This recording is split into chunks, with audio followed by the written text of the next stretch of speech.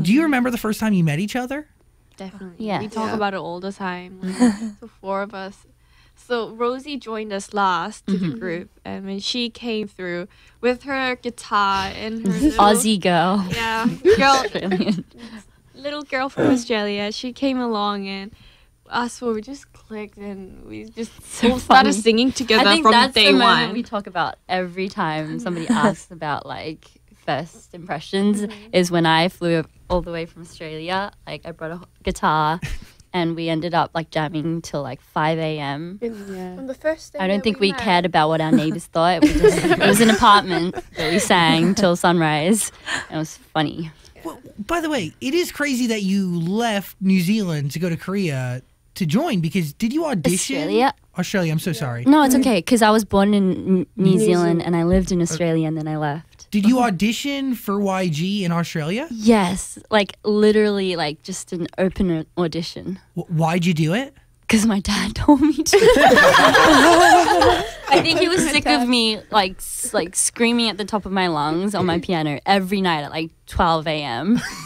I think he was sick of me, so he just wanted to like get rid of me and just like send me to South Korea to just fulfill my dreams. Yeah. It's so funny. Once I grew up, they told me, they were like, Rosie, like to be honest, it was really hard for us to like, you know, go to bed when you were like singing at the top of your lungs. I think I would sing like Beyonce's "Listen" when I couldn't reach the notes because I was a terrible singer. But I used to do that, and I think my dad was like, "Okay, I think she wants to do music," and he asked me, "Do you want to take an audition?" And I was like, "I don't even know if I was qualified." So I was like, "Is that even a question? Like, can I? Like, am I allowed to?" Like, but it was funny because I was like, yeah, okay. And then my parents had a whole fight about it. Like, mum was worried, but in the end, they decided to be really, really supportive of it. And I flew all the way from Melbourne to Sydney to take the audition, and I got it.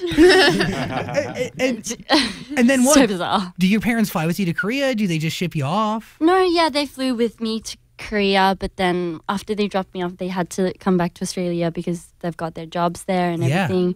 So that's when these girls became my like family, and they really, really stuck by me through all those times. It's cool. 16 years old. And look at y'all now. By the way, Lisa, congratulations on being the most followed K-pop artist on Instagram. It's a big deal. I mean, pretty wild, yeah? Yeah. Oh, I couldn't believe it. I was like, what? No way. No way. It's that beautiful hair. What color is your hair? It was ash brown, I think. Oh. It's kind of gray. It's not brown. Love it. Really? It's Gray. gray? Khaki gray. A It used to kind of be more of like a blue tone. Yeah, but it That just was turned out. Yeah, it's changed every day. Either way, it's beautiful. Oh, You made some history yourself. You were YG, and correct me if I'm wrong, you were YG's first non-Korean artist, right? yes. So how did they get to you? How did you hear about all of this? Oh, well, I always, in Thailand, I always listen to K-pop songs. Like, it. I love K-pop singer. And I told mom that, oh, I want to be part of them. I want to be K-pop artist, you know? And then, 뭐지? 다행히? Thankfully, the YG, they have an audition in Thailand. And Same as yeah, me. and same as Australia. you. Yeah. And then I just got in, and then She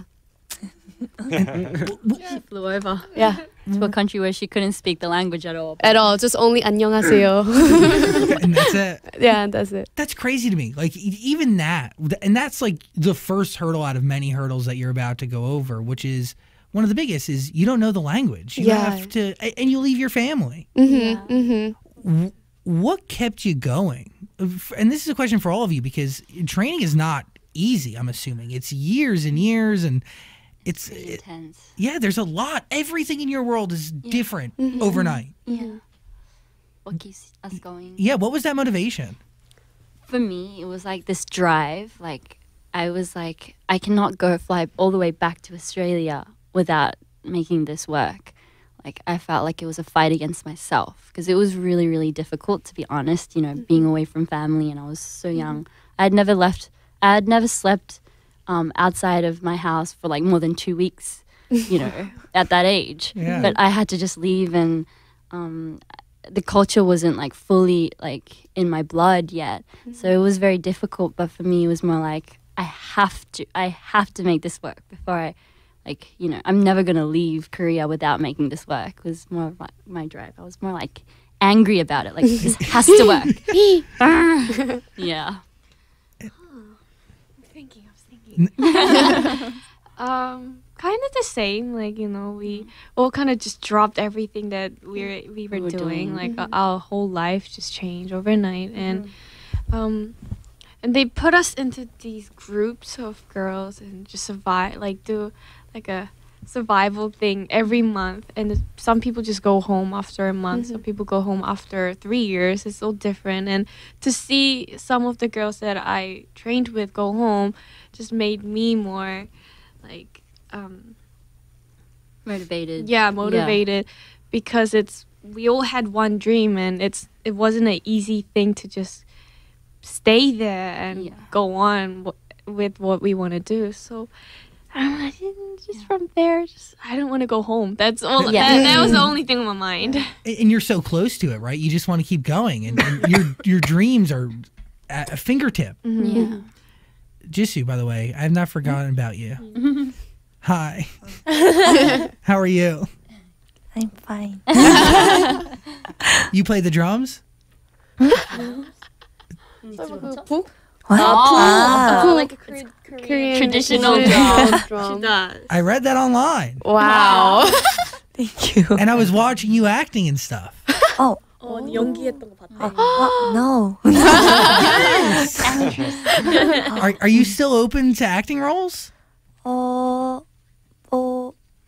근데 지금은 일단 블랙핑크로 하는 게 너무 재밌어서 미국에서 이렇게 많이 관심 가져주시고 하는 것도 재밌고 해서 뭔가 이번 투어에 일단 더 집중되고 있는 것 같아요. So she like she says, but for now, like working as a member of Blackpink is her is like really she's really happy doing that for now. So I think she's more focused on Blackpink's work. Beautiful. Because there's nothing but opportunity ahead of you guys, which is crazy. Kill This Love EP, that is the most recent EP that you've put out there into the world. Where do we start here? I want to start with Kick It, I guess. Kick It. That's my favorite song. Really? Oh, Wow. That's so nice to hear. So great. Thank you. My interpretation of the song might be off from how you guys interpret it, but does it have to do with stereotypes and the name Blackpink? How is it all connected? Can you like the song? Yeah, like what is it? Tell me the story behind the record. I mean, I guess it's like it goes for like whatever, like the listener.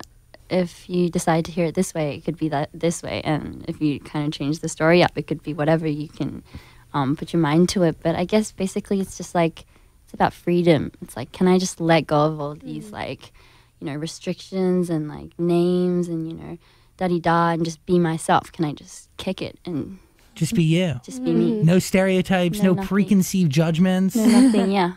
That's how I felt with it. Yeah, that's exactly what it is. What are you thinking over there? I just love like the last 40 seconds where there's like that chant where it seems like everyone's singing. Yeah.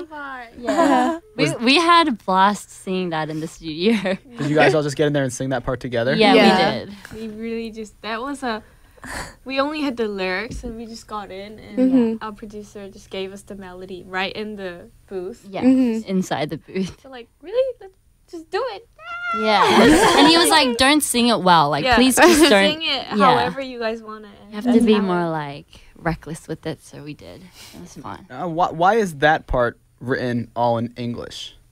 I think when we make our songs, like we don't usually think before we don't set it like, oh, okay, this is a Korean and our producer speaks English, and he's actually more of a English speaker. Yeah, so sometimes we would write out demos in English, sometimes we just stick with it because it's just perfect the way it is, and we don't want to change it up into Korean sometimes.